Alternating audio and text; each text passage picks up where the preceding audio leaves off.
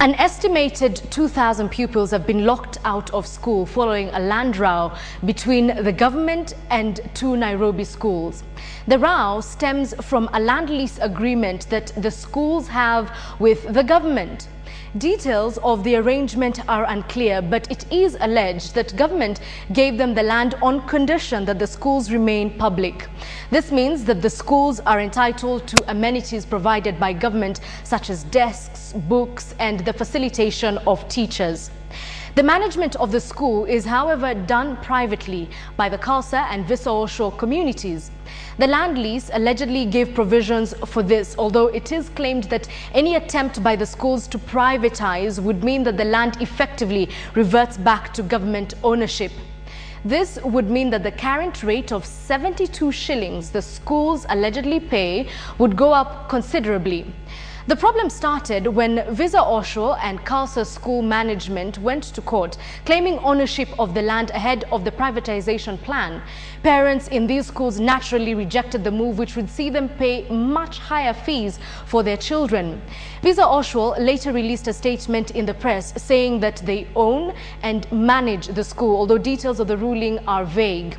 What we do know as fact, however, is that the Minister for Lands, James Orengo, issued a statement on Thursday saying the schools were still public institutions until government said otherwise.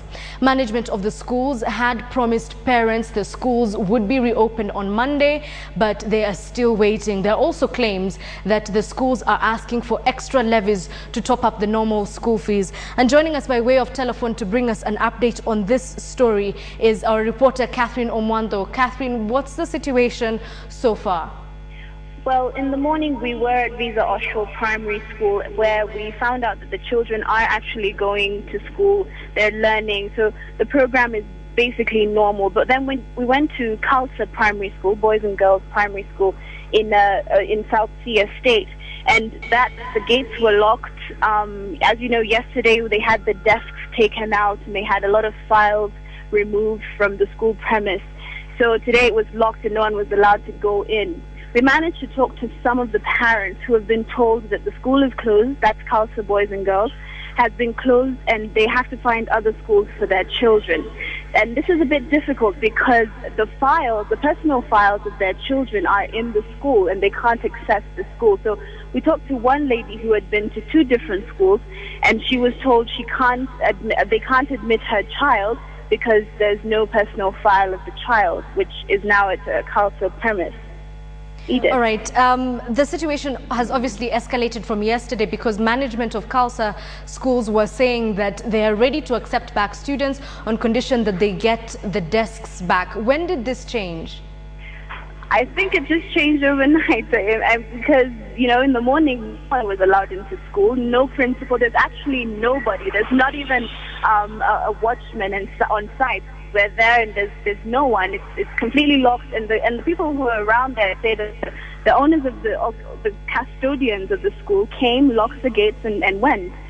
So it looks like there seems to be some kind of push and pull between the government and the custodians of the school, because the government says if you don't want to make it a public school, then you know, land belongs to us, so we take back the land. So it's quite interesting. All right, final question. oshwal, you said that learning is back to normal, but yes. What about the school fees? There were allegations that they were being asked for extra levies. Is this the case still? We haven't confirmed that as yet. What we do know is that there were some parents who were to bring in new students to start the beginning of the year. They were told that they can't let their children in because, you know, the principal was not on site at that time. Yeah. So that's what we have, but we cannot confirm the level situation.